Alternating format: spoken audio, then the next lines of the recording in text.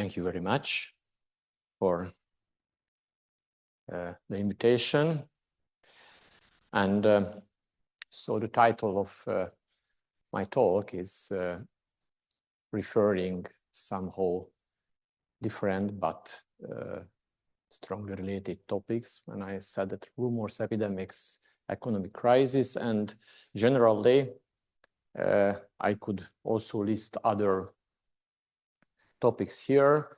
And in certain cases, these are called like epidemiological processes. Some other cases, these are called like influence processes. Sometimes these are just called like rumor spreading. But what I would like to concentrate today is about kind of unified mathematical approach on all of these processes, if you are concerning it like a discrete mathematics problem. So the processes have its own dynamics, of course, in our own way. On the other hand, these dynamics can be mapped into a graph analytics and combinatorial problems in all cases.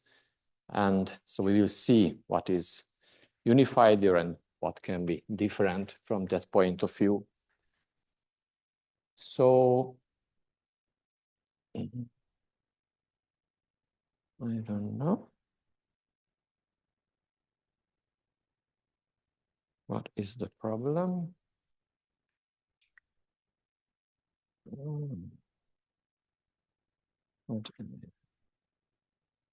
Okay. No, it's, yeah, so as a starting point, with a prologue, maybe I would emphasize three different topics from this point of view. The first one was in this shock, maybe in 2008, in the financial crisis. And the figure is representing its network effect. It's from a study of the IMF working paper some 10 years ago, which is showing up the strong connectivity of the largest 15 economics, different national economics in the world through their banking and financial sectors. And of course, if we are going back more than 15 years and we are touching this figure in our current knowledge, then we can say that nothing is surprising. If we have such a connected world, then what we would expect if there is a point of crisis in some moment somewhere, then of course it will be affected on the whole network. However, surprisingly, if we can remember in 2008, in the fall, when the first moments of the crisis started, then even leading economists said that it will be somehow local in the North America, and it will be not influencing Europe, and etc., etc. And some 12 years later, or more than 10 years later, in the COVID-19, interestingly, leading epidemiologists said the same. It was not in North America, but Asia. And we had the feeling that time that the history is repeating itself, that we have heard that, yes, this is a very serious situation. However, with high probability, it can be located, it can be localized locally, and everything will be there and won't be affected around the world. I think we can remember in both cases that it was quite underestimated. And concerning the misinformation, like a third effect on the social media, I wouldn't emphasize any point. I think in the last 10 years, it's hard to it's hard to highlight any of these actions because there were so many different stuff. And just I would refer a recent study. It was in 2024, which was proved on a theoretical level, actually, that the echo chambers in the social media is more or less impossible to control with a regulation level. So in all cases, it looks like that if some infection starting, like misinformation, COVID-19, financial crisis, then it's very, very hard to control as a global regulation globally. Unfortunately, very likely in our life, we will have financial crises and pandemics again. Just we hope that it will be not very serious. So it's somehow, it's hard to avoid in this global network level. This is more or less which is proved on a misinformation, and it's not proved, but it's believed on the other two cases. However, if we cannot avoid its outbreak, at least we have to try to control with appropriate inventory strategy. And this is why it's very important to understand the mechanism and the mathematics behind that. If something happens, but before or during that time, we can have a lot of chance to control it. And this is what I would like to talk about. So on one side, we can think it over that, yes, we are in the data age. And okay, in 2008, when the financial crisis came, then it was not called yet the data age and data science and all of these popular words. But already in 2008, we had like an enormous amount of data, especially if we are comparing the situation with the 60s when all the digitalized data was more or less like 8 gigabytes. So I think that everybody's pen drive is much larger. Everybody is keeping much more information personally right now, even in their pocket.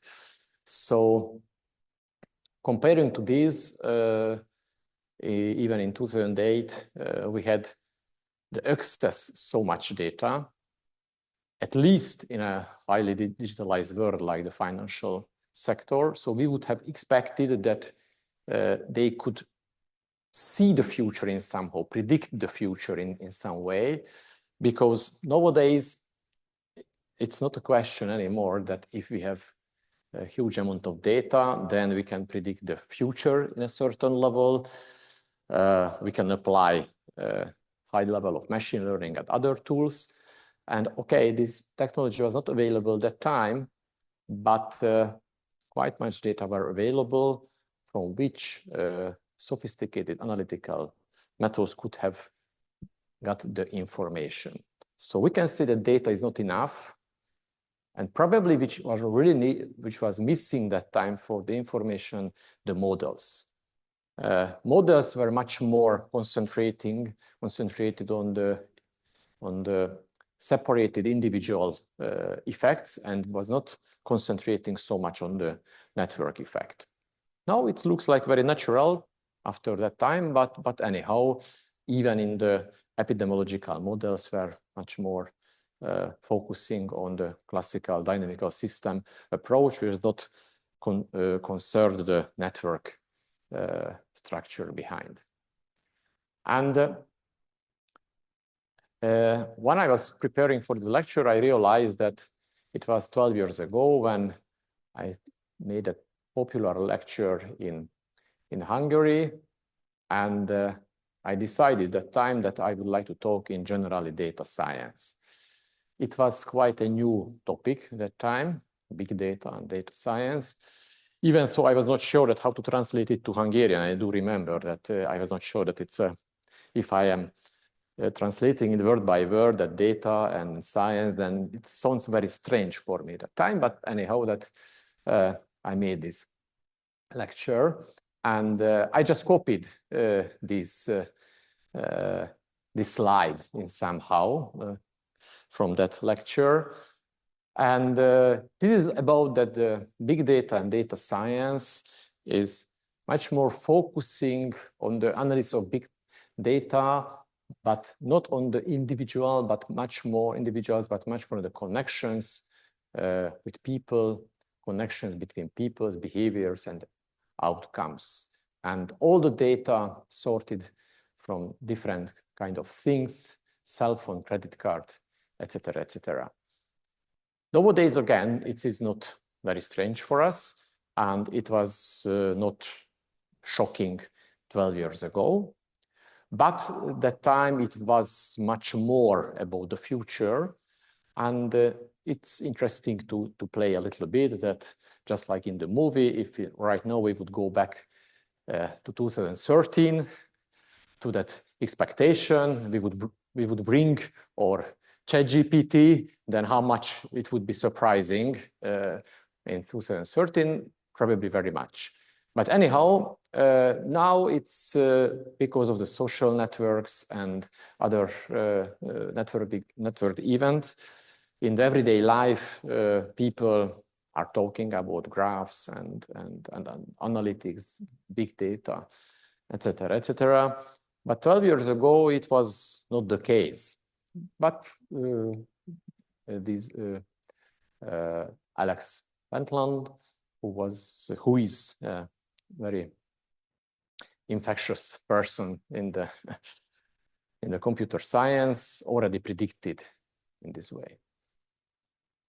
Okay, so I intentionally put here the classical graph theoretical picture from the Königsberg, and also a picture from the social networks, from the social media to represent, because in somehow, if you are concerning the nowadays network analytical methodologies, then historically maybe these two approaches are dominating. On one side, on the pure mathematical toolset, the graph theory, which was also adapted engineering and computer science, and the approach of social science, much more focusing on specific social network effects. For example, the rumor spreading is a kind of approach is coming there. And nowadays we are integrating these two approaches in some way. And the same way, if you are concerning maybe two classical graph theoretical or network theory historical steps, then from the mathematical graph theory, the pure mathematics way, for decades, mathematicians studying still on this way the random graphs, and the random graphs are defined, the first version of the random graphs was defined in 1959 by two Hungarian mathematicians, Pál Erdős and Alfred Rényi, and their approach was extremely simple, saying that the density of the graph is given with a probability, defining by coin flipping for each pair of nodes if they are connected or not. The other figure here is a real graph from the 70s. Was studied by a social scientist, Zachary, who wanted to write a study in social science, and he joined in a karate club and followed the social network, the social interactions in the karate club, and wanted to make this social science research.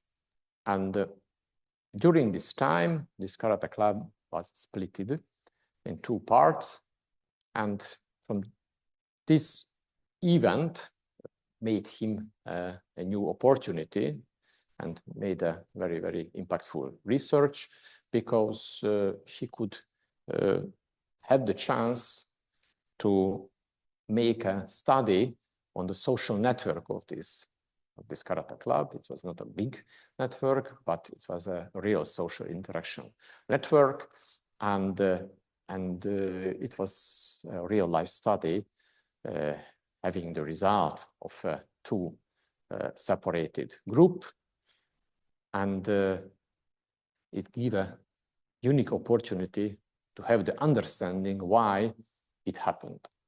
So what you can see here in these two pictures is that this is a real graph of the karate club, and this Erdős-Rényi graph, it's a random generated graph. However, both graphs have the same number of nodes and the same number of edges. So this graph was generated in a way to have, so we used the probability, the density, the same density as the Zachary has, and generated the random graph. And of course, it's a visualization, so we can believe that it's maybe just a visualization, that the Erdős-Rényi looks like a kind of homogeneous, and on the other hand, the Zachary karate club is much more clustered, dense parts and some sparse parts of the graph. However, it's not accidentally is the case.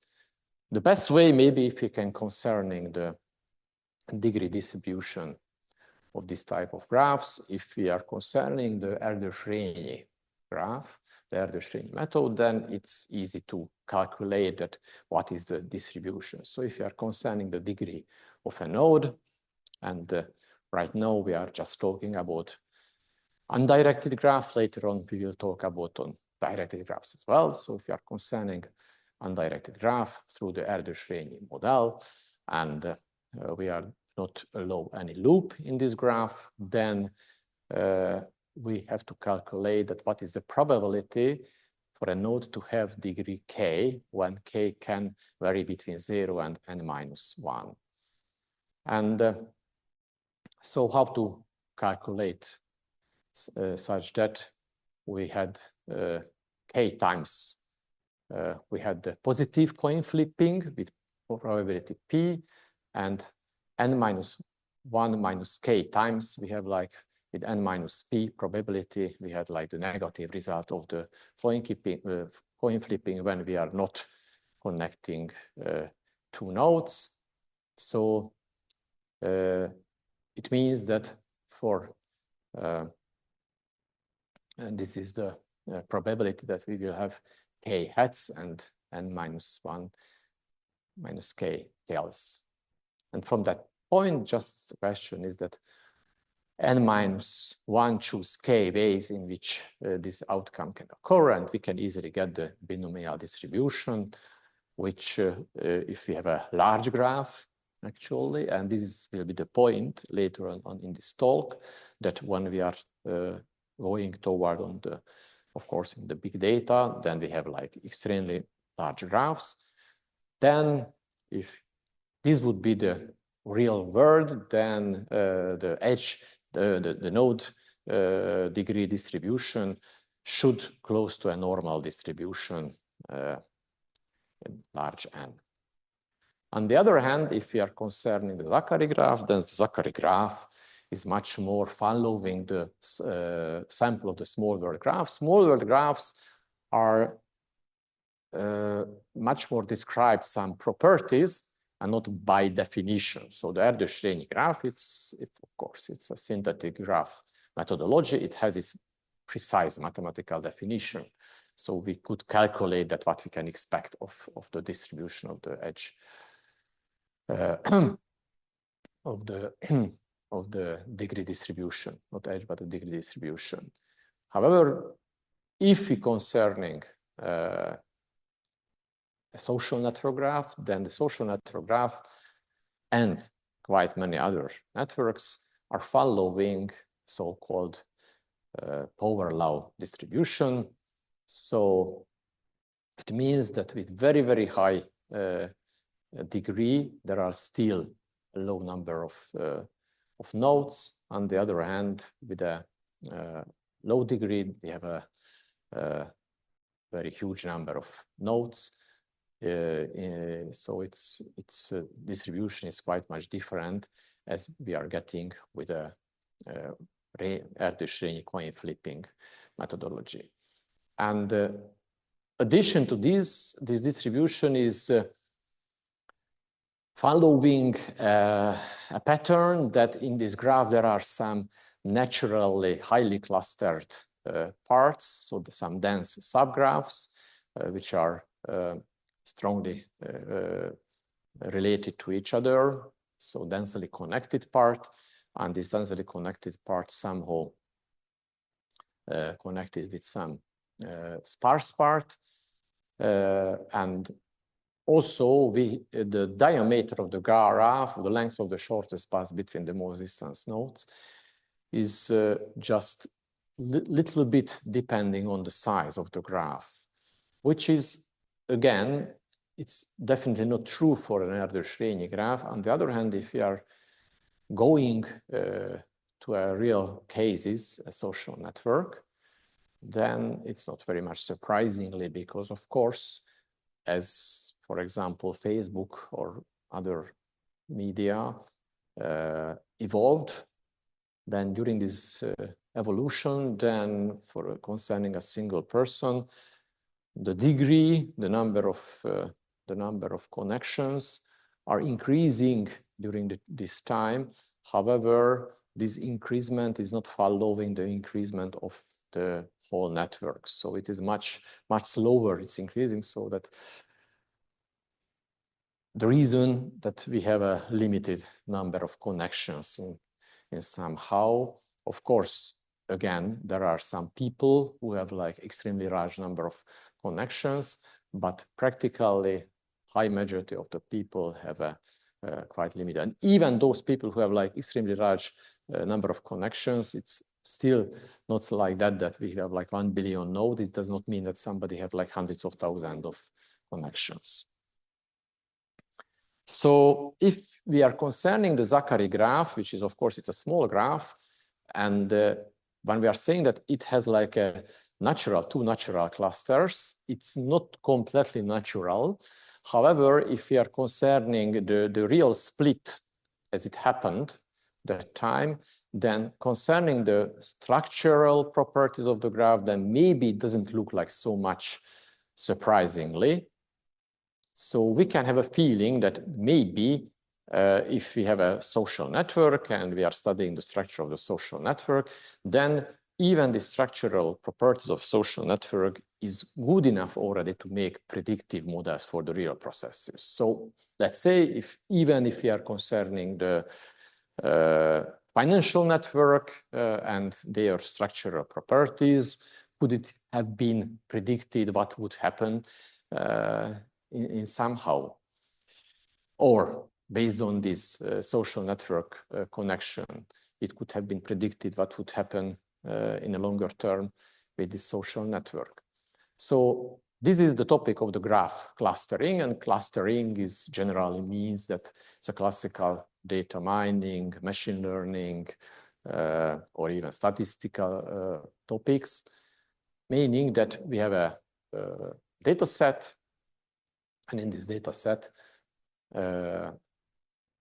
we are making a partition on the points of the data set. So if we have a graph and then the graph clustering, in other words, we are calling it like community detection. It means that we would like to cluster, making the partition of the nodes. The objects are represented by the nodes. And if, again, we do not, just like in the small world graphs, again, we do not have very specific definition for clustering of communities, because even in the clustering, generally, researchers are saying that maybe for each clustering method, we can find a good data set for which that clustering method is the best one. But if you have a graph structure, then generally we are tending to form the clusters in a way that in the clusters we have dense subgraphs. So it means that we have relatively large number of edges inside, internally in the clusters, and we have just sparse connections among the clusters. So implicitly, this is the meaning by which we are looking for the communities. Of course, it's computation, and step by step we will get to the point to computational questions, not just modeling questions, because if you would like to compute something on a even a medium-sized network, then it can be challenging because we can have a exponential number of different clustering, different community detection.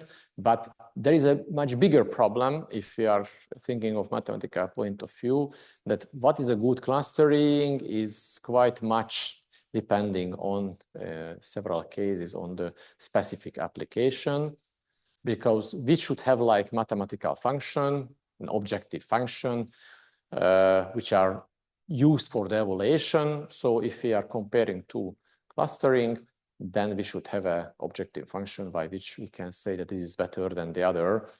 So we would like to have a function, we would like to minimize, or we would like to maximize. One example, which may be one of the most natural one, if we are coming from graph theory, that it's okay that if we would like to making a bipartition of the graph, for example, then we should find a minimum cut.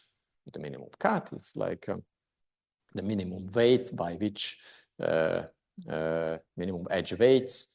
If it's unweighted the graph, then the minimum number of edges, the removal of which are separating the graphs into two parts. This is the minimum cut. However, this is not okay, because if you have a degenerate case like here, then this will be the minimum cut, which is just cutting one edge.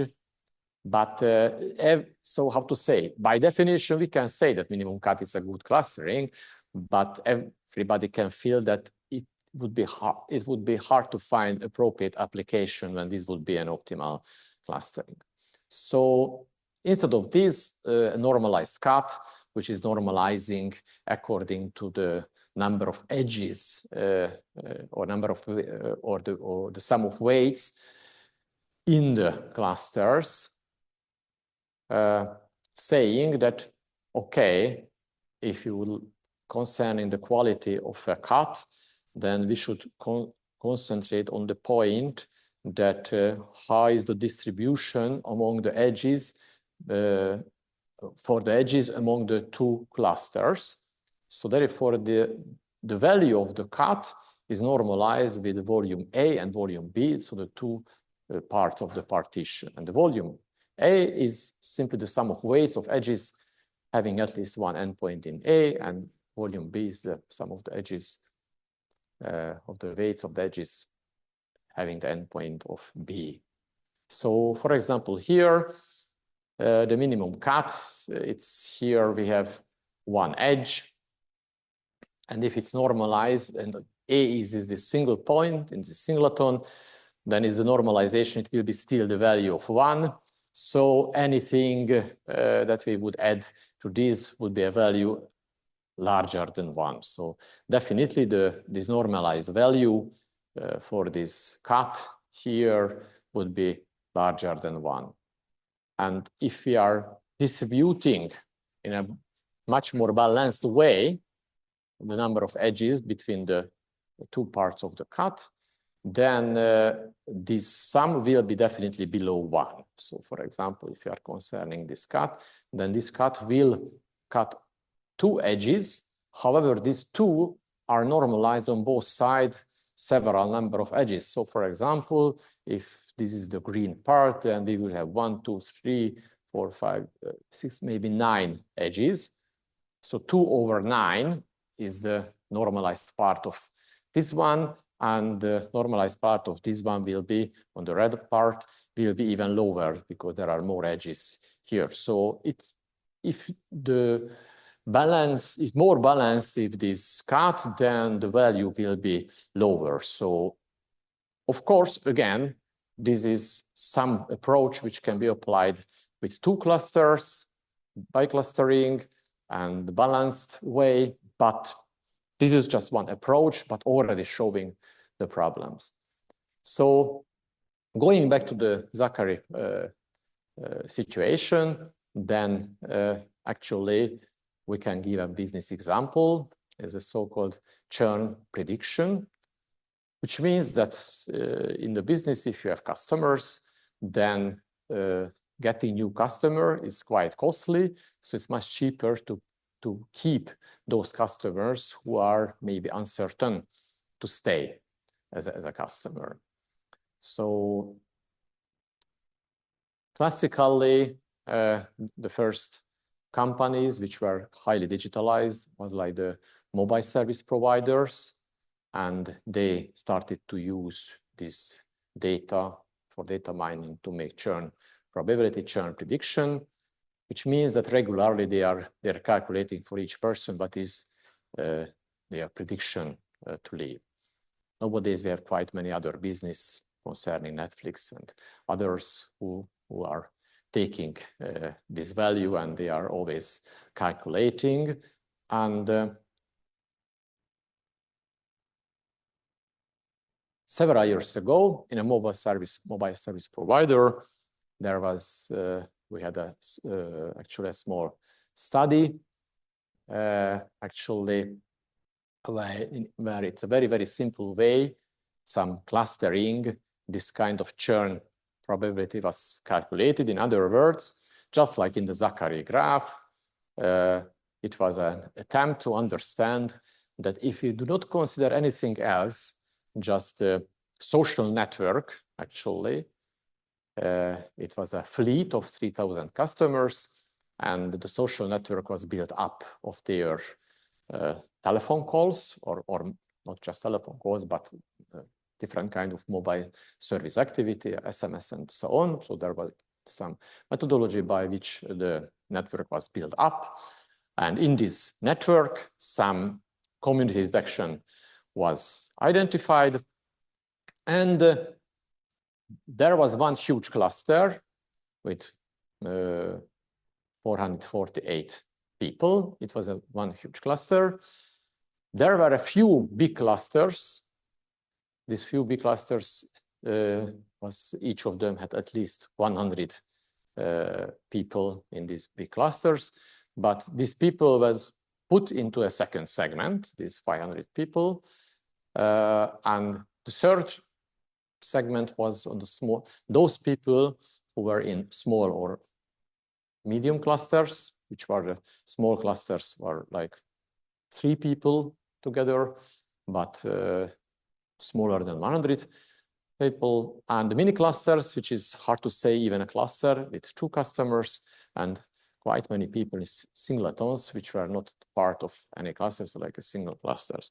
And the statistics gave back the prediction that 6 months later, it was calculated that, not calculated, that it was historically justified that what happened, that if we considering those people who were in the huge cluster, then less than 2% of these people has left, has had a churn. People in the big clusters, still less than 5% of these people. In the small and medium clusters, 5.5%. On the other hand, with the mini clusters and the singleton, this churn was like 10%, 9.1 or 11.6. So on one side, we can say that not surprisingly, but on the other hand, that concerning that this is a very simple analytics with using the community detection, then for that point of view, it is a kind of sophisticated results that getting that those people who are highly connected, then dramatically better staying than those who are on the edge in somehow from this analysis. So it shows that definitely community detection is a meaningful technology, if I can call it technology, mathematical technology, if I would say, by which we can make analysis for different kind of processes on networks. However, it has quite some limitation. One important limitation that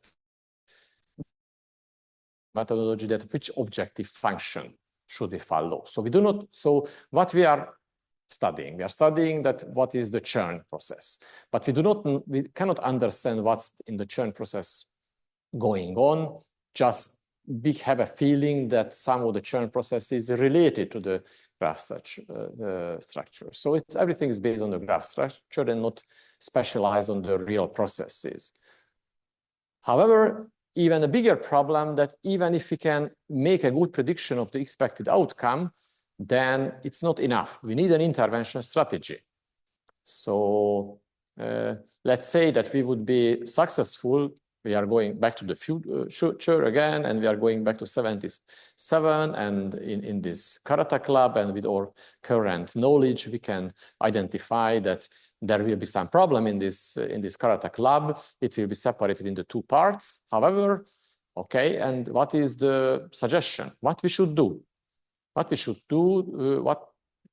Maybe some person should be targeted, with somebody should be talking, that who are the connecting persons who could be targeted in order to prevent the future event. So in a larger scale, that what intervention, what kind of immunization can be done in a financial crisis, what kind of state aid, what kind of vaccination strategy, what can we do with the misinformation, how can we decrease the churn effect. So in general, what I said at the beginning, that it looks that we cannot do anything, at least, okay, politicians, maybe they can do something on the global level, again, the financial crisis and epidemics, even so that we cannot be very optimistic in this way. But as I drew your attention in this misinformation study, that very probably the structure of those networks are not very much different, like the echo chambers in the social media. I'm afraid that this kind of echo chambers are also existing in some other way. So we cannot do any regulations or global way, or it would take some very, very much centralized strategy on the whole world. But we can still do something to immunize, make the immunization, and to help with the targeted way. But so far for this, it's not enough to identify what will happen, but we also have to identify what we can do. Therefore, the network structure itself is not enough. We should also define the infection models on these networks, and this is which are making this a generalized framework that practically we have a network, directed or undirected. We have weights on the edges between 0 and 1, and we are concerning these weights in a very, very general way. So naturally, these weights can concern as like a probability, but it's not definitely. So depending on the model, actually, depending on the model, the weight can have different meaning. So generally, the only thing which can suppose that we have a weighted graph and the edge weights are between 0 and 1, and these weights have some meaning. For example, in the epidemic processes, is typically the probability that one person will infect the other person.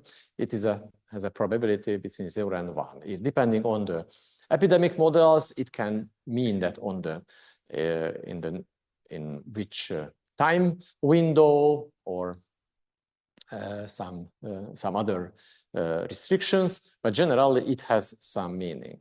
So the weight is meaningful only just together the so-called infection transmission model, and I'm calling infection, whatever it's a rumor or epidemics or any other things. The infection transmission model is based on the neighboring nodes. If it's undirected, then it's clear.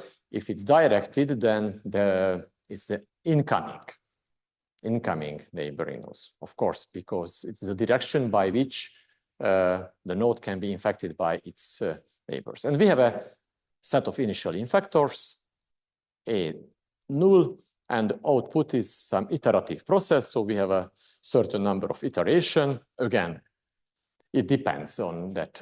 Iteration can have a meaning that, okay, we have an iteration, for example, in epidemics on a daily manner, because generally in epidemics, for example, we had like the data that what happened in one day.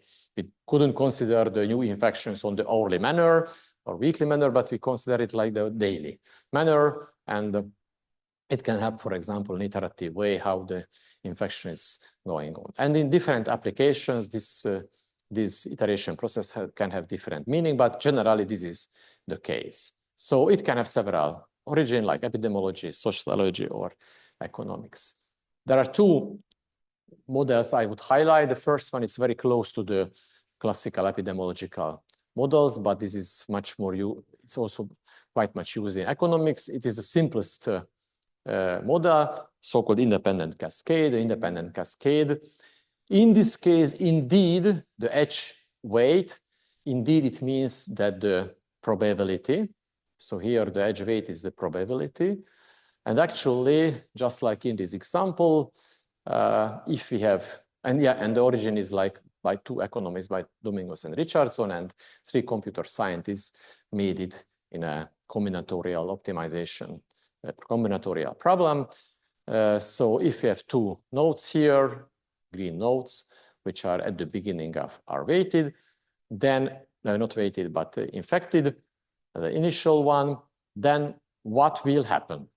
Okay, so we have like some edge probability. It means that this is the probability that the neighboring node will be infected. It is independent, which means that very similarly, like an epidemiological model, independently from each other, on these edges, there is a coin flipping according to the edge probability.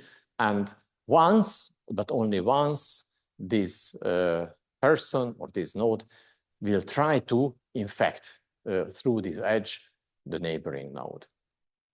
And if it's successful, then that node is infected, and we will have one potential infection process.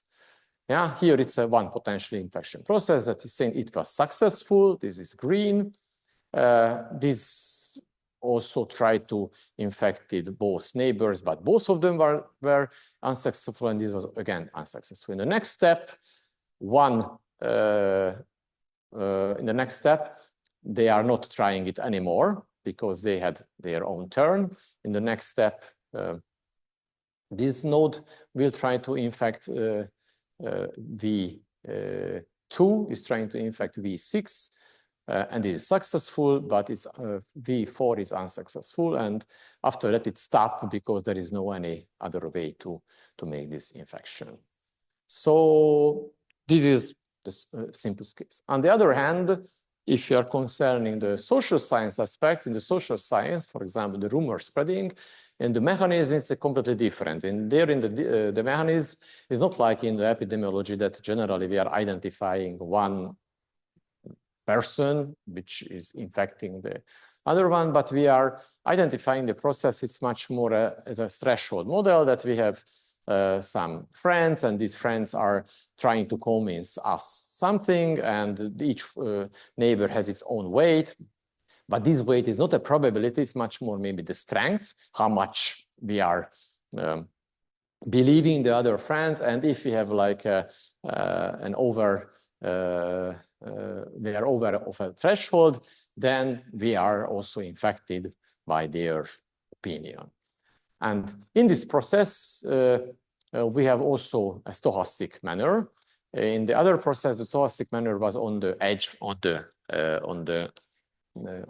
edge weights. Here, the stochastic process is based on a so-called threshold, which is randomly generated for each node, which is a threshold. And simply, if we are summing up the edge weights of the incoming edge weights, and it's above the threshold, then it will be infected. And in each iteration process, all the neighbors are trying. So it's not like in the previous one when it was just tried once. It's every iteration process. All the neighbors are, all the activated neighbors, the infected or activated neighbors, are trying to make this convincing. And if it's above this threshold, then it's also activated or infected, and etc., etc. So it looks like these two processes are completely different, but if generalizing these two processes, then it turns out that they are not. So actually, the linear threshold model can be also mathematically equivalently can be transformed to a cascade type process, not the independent cascade, but the cascade type process. And the cascade type and the independent cascade can be transformed also a generalized threshold model process. So the mechanism, it looks like quite different, but both mechanisms can be transformed to the other type of mechanism. And now is the point that, okay, we have the model. Of course, we can have a general framework, a lot of different kind of models. However, the problem is that, okay, if even if we have a model and if we have appropriate data, then can we make any kind of calculation? And even the first step, that we have a stochastic process in both cases, and all the other cases of these models, these are stochastic processes, then we are facing, of course, a situation that even just if we have a particular initial infection set, the infection value would be to calculate what is the probability that in this process a node will be infected. Because here we put here a particular infection instance. It is one possible route of the infection. But actually, we should consider all the possible routes, because we have like we have random threshold. In the independent cascade, we have random edges. So this does not look like a very easy question, that if it's even exactly can be exactly calculated, and not, it cannot be. I mean, efficiently, it's a hard problem, NP hard problem. However, if we are applying simulation, so like one simulation case, one simulation instance, which we have seen before, if you are applying simulations, then we can make approximated arbitrarily. So of course, higher number of simulation we are applying, then we can have a more exact calculation. And this simulation can be actually as a combinatorial simulation, just like here, that we can generate by coin flipping on the edges, we can generate different instances. And in these instances, actually, we have to just apply classical graph theoretical shortest path algorithms to find who is infected and who is not infected. And if you apply it in several times, then we can approximate the real value. Okay, so we know that what it means, the complexity of this kind of problems, that if we are in P, it means that we have polynomial number of steps for the solution, then this is considered as an efficient one. And if it's NP, then we believe that it means that probably if it's in NP and not in P yet, then we believe that it might happen that it will never possible to solve it in polynomial time algorithm. But even in NP, it means that we can make an NP solution, means like a certification. Maybe the best example for currently, which have just NP solution and no polynomial solution, is the factorization, because the primality test is polynomially solvable after so many decades of attack. Therefore, if we have a superpower of Merlin, who can make this factorization in his head and showing up the solution, then if it's factorizable or non-factorizable in both cases, he can show up a solution that we can in polynomial time check it, because we can make the this polynomial time checking. But generally, if it turns out that the problem is in NP, then it turns out that these are NP hard. even so for this one it's not true, but we believe that this is a very hard problem as well. So NP problems are some of the hardest one in NP, that they can be like a general subroutines to solve these. And actually,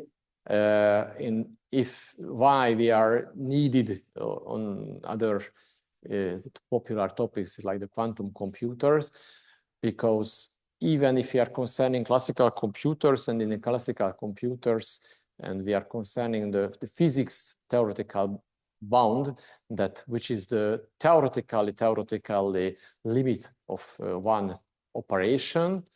And if we concerning the lifetime of the universe, then it's easy to calculate that if we have exponential time algorithm to the power of n, an exponential time algorithm in this manner, because exponential time algorithm means that even it's not to the power of n steps, but even 1.5 to the power of n steps, of course, and etc., etc. But in the classical way, if we have to the power of n steps, which is generally in the combinatorial problems, is the naive approach would be in all the possible subsets, then we would be able to solve even quite small problems, even if we had like the whole time of the universe. So in any case, we have to do this one.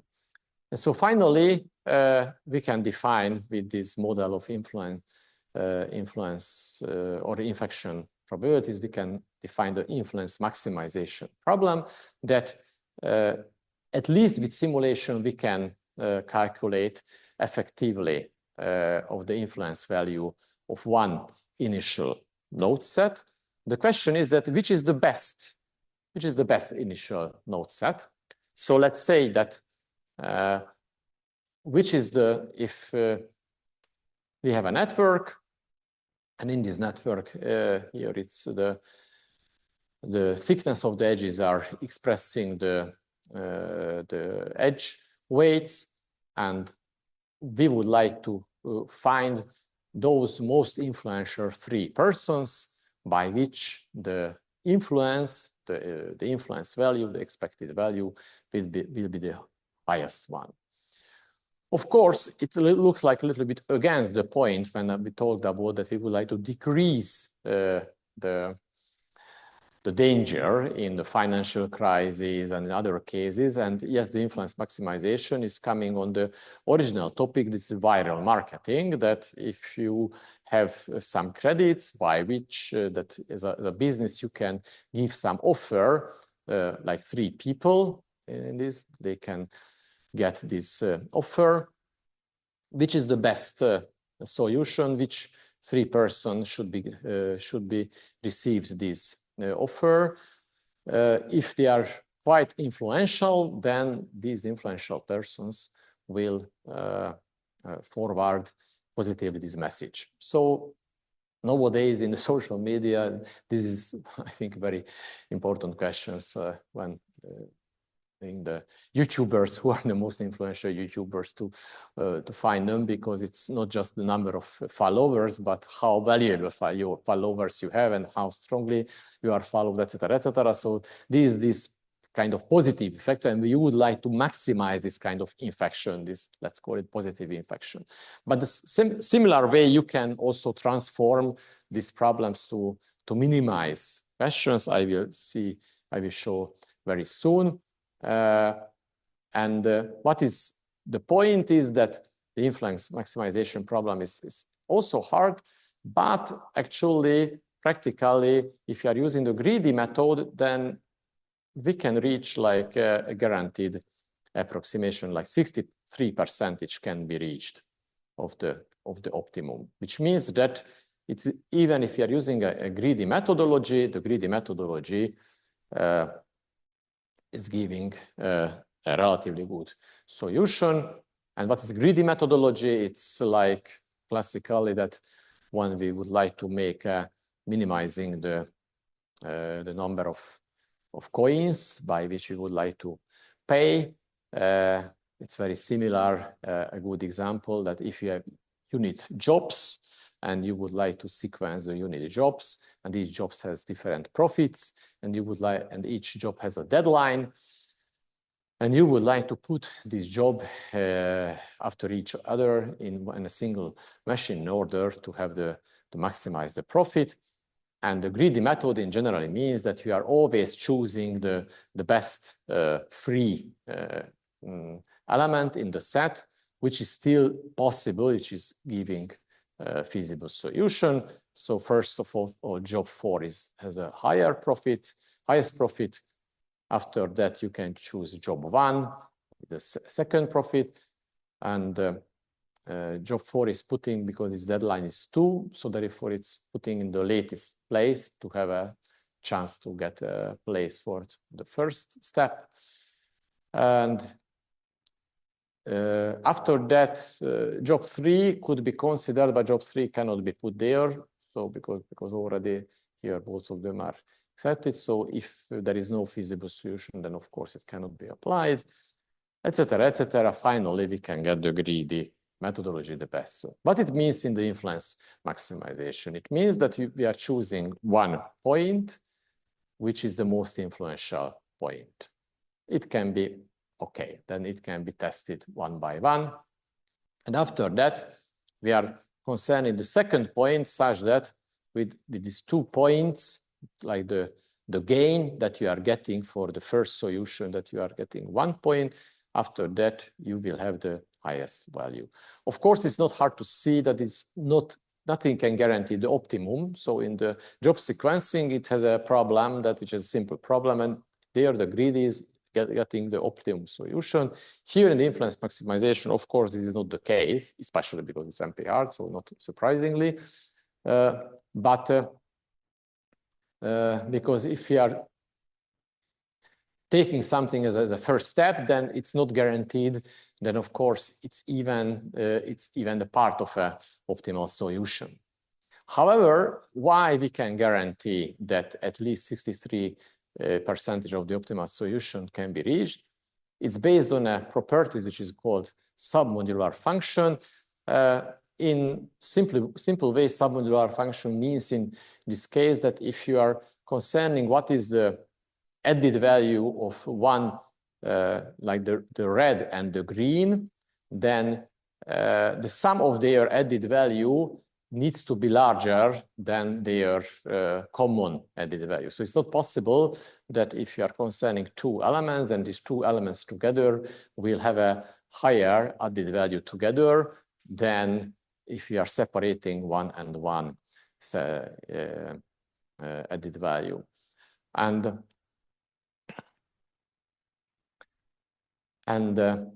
finally, what is the general model? The general model is that, okay, we should start not with the identified infected elements in a real cases, because the processes are starting in a way that we have some external probability by which the initial points are infected step by step. So the more realistic process is based on the fact that we have a so-called a priori infection values, just like in the epidemics, we said that we can have some community infection getting on the public transportation or whenever. And after that, the process is going on the same way.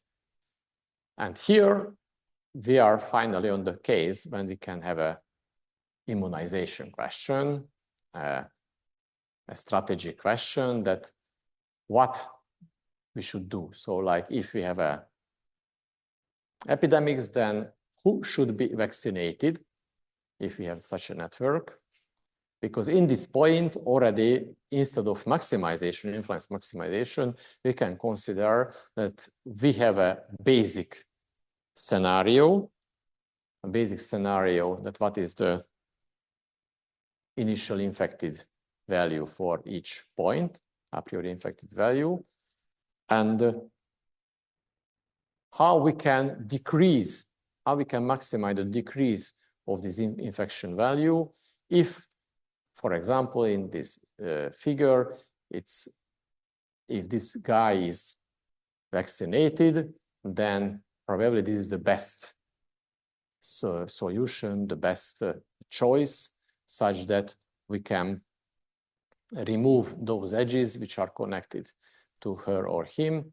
Therefore, this is the best way to decrease the infection values. Unfortunately, it turns out that here the greedy strategy does not work. So this kind of submodular property are not possible. This is an example for that one. But there is a very, very similar problem which looks like the same, but actually is not only the same. So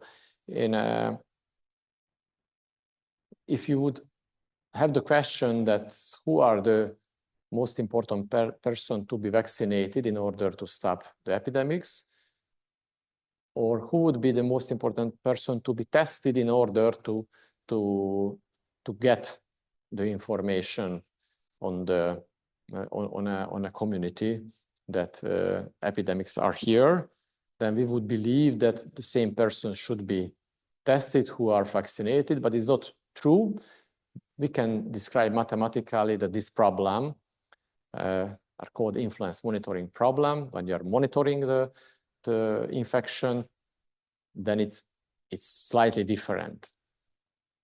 However, it is just slightly different, and it's a good approach to solve the problem in a similar way.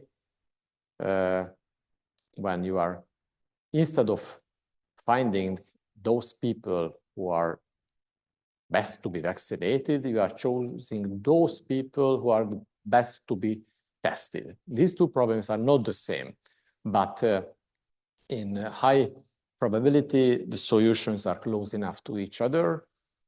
And in this case, this property can be applied on this submodularity, as I mentioned.